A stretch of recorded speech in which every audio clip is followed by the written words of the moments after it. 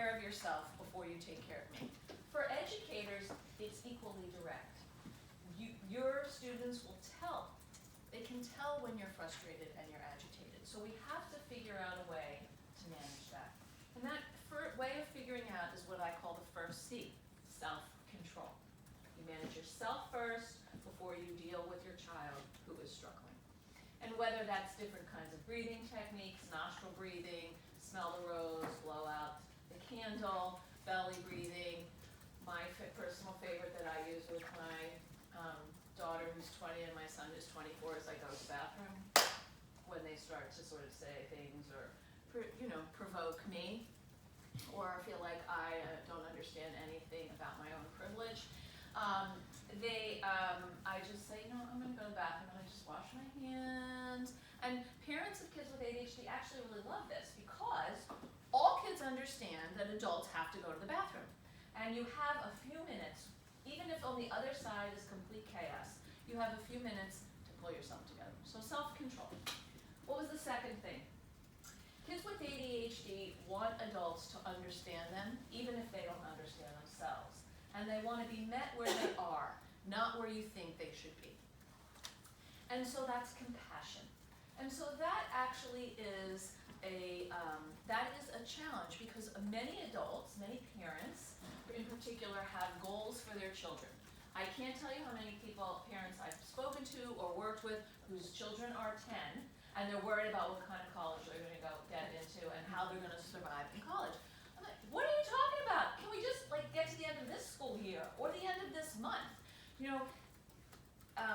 They're so focused on how their child isn't going to function in the future that they're actually not paying attention to the ways that their child is functioning in the future and the messages that they're sending them with their bodies and their words about the help that they need. So meet your child where you are and be kind to yourself and be kind to them. Compassion. And the third C is the cornerstone of what I'm talking about today, and it'll be the basis of the foundation of our work, which is kids told me that they want to have a say in plans that are created to help them. Why do they want to have a say? Because kids with ADHD or other learning differences spend a lot of time all day hearing about what they could be doing differently based on someone else's interpretation of what the right thing is and how the brain should work.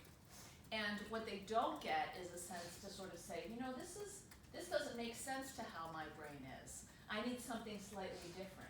And so they want to have a say. And part of having a say is also, part of having a say and participating is having buy-in.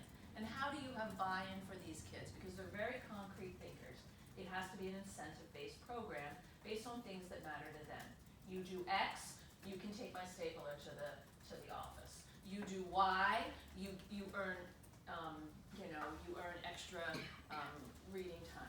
Whatever it is. So we have to keep that together, and that's the third C, collaboration. The fourth C is say what you're going to say, do what you say you're going to do.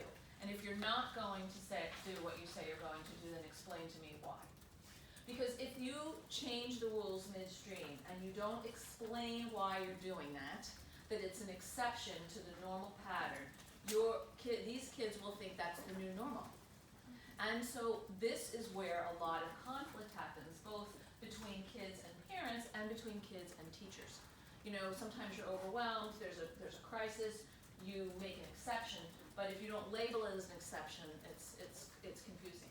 So consistency is the fourth C. And another part of consistency is also about efforting. A lot of times we as adults focus on product. Kids with ADHD need to focus more on process.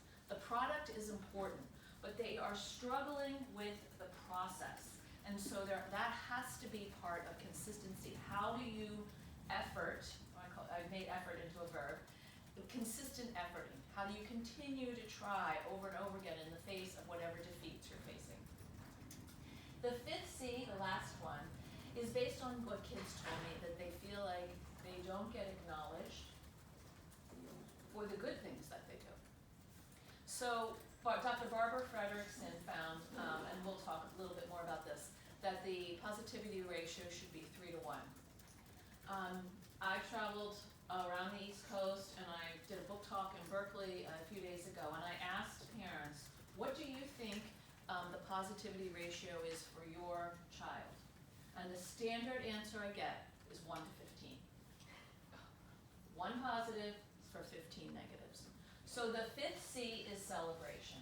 And that means noticing when things are going well, even if they're small things.